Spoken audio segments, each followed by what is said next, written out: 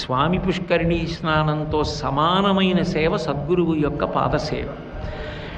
అలాగే ఏకాదశి వ్రతం, స్వామి పుష్కరిణీ స్నానం, సద్గురు పాదసేవనం, ఏకాదశి వ్రతంచాపి త్రయం అత్యంత దుర్లభం. ఈ మూడు లభించమంటే లభించేవి కావు. అది తెలుసుకున్నప్పుడు వెంకటాచలం పెడితే ఏం చేయాలి? తప్పకుండా వెళ్ళినప్పుడు యాత్రలో స్వామి పుష్కరిణీ స్నానాన్ని కూడా మన ప్రణాళికలో అంతర్భాగం చేసుకోవాలి. ఆ స్వామి పుష్కరిణి స్నానం అంత గొప్పది కాబట్టి ఆ వెంకటాచలానికి ఎందరో వెడుతూ ఉంటారు. ఆ తల్లి, ఆ తరిగొండ వెంగమాంబ గారు వెంకటాచల మహాత్యం చేస్తూ స్కంద పురాణంలో, వరాహ పురాణంలో అనేక విషయాలు చెప్తారు. ఏదో దగ్గర ఉన్న ప్రదేశాల నుంచి రావడం కాదుట. కురు, పాంచాల, కోసల, కాశీ, వజ్జి, మెల్ల, అంగ, మగధ, వత్స, మచ్చ, ఛేది, అవంతి, గాంధార, సౌరాష్ట్ర, ఆశ్మక, కాంభోజ దేశములన్నిటి నుంచి కూడా వెంకటాచలపతి యొక్క దర్శనం కోసం, ఆ వెంకటాచల దర్శనం కోసం, స్వామి పుష్కరిణి స్నానం కోసం వస్తుంటారట. అంటే యావత్ భారతం నుంచి కూడా కోటానుకోట్ల మంది ఆయన దర్శనం కోసం అలా వస్తూనే ఉంటారు. ఆ పుష్కరిణి స్నానం చేస్తూనే ఉంటారు, స్వామి దర్శనం చేస్తూనే ఉంటారు, వెంకటాచలం మీదకి ఎక్కుతూనే ఉంటారు.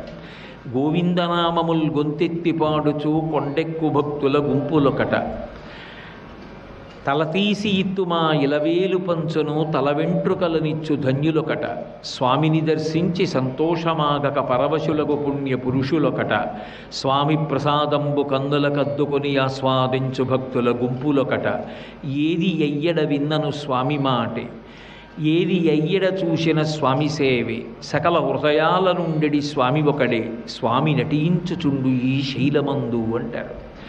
ఆ వెంకటాచల క్షేత్రానికి ఉన్న గొప్పతనం ఏమిటంటే ఆయన అంత గొప్పవాడైనా, ఆయన వేంక రెండు కొండ, ఆయన ఇద్దరికి అదే పేరు, వెంకటాచలము వెంకటేశ్వరుడు. వేం పాపం కటతే యస్మాత్ పాపదహన శక్తిత వెంకటాచలమిత్యేవ నామదేవస్తథా జగుహు అంటుంది పురాణం. పాపములను తొలగించగలిగిన కొండ, పాపములను తొలగించగలిగిన సర్వేశ్వరుడు కనుక వెంకటేశ్వరుడు. వేంకారో అమృత బీజం కటమైశ్వర్యముచ్యతే అంటారు. అదే తరిగొండ వెంగమాంబ గారు కూడా అన్వయం చేశారు.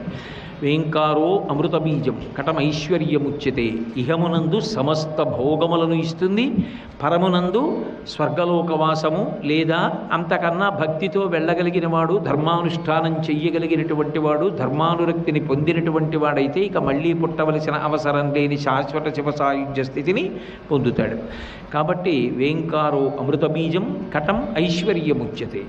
అంత గొప్ప కొండ అయినా ఎవరు వెంకటేశ్వర వెంకటేశ్వర అంటూ వెళ్ళరా కొండ మీదకి. గోవిందనామముల్ గొంతెత్తి పాడుచు కొండెక్కు భక్తుల గుంపులొకట, ఎక్కడ చూసినా గోవింద గోవింద గోవింద గోవింద. మెట్లెక్కే వాళ్ళు గోవింద, నడిచేవాళ్ళు గోవింద, ఆనందనిలయ విమానంలో గోవింద, అన్నశాలలో గోవింద, ఆఖరికి కళ్యాణకట్టలో గోవింద. ఎక్కడ చూసినా గోవింద గోవింద గోవింద. అడుగు తీస్తే గోవింద, అడిగేస్తే గోవింద. ఎక్కడ చూసినా గోవిందనామమే వినపడుతుంటుంది. భజ గోవిందం భజ గోవిందం గోవిందం భజ మూఢమతే. గోవిందనామాన్ని అంత ప్రచారం చేసిన మహాపురుషులు శంకర భగవత్పాదులు.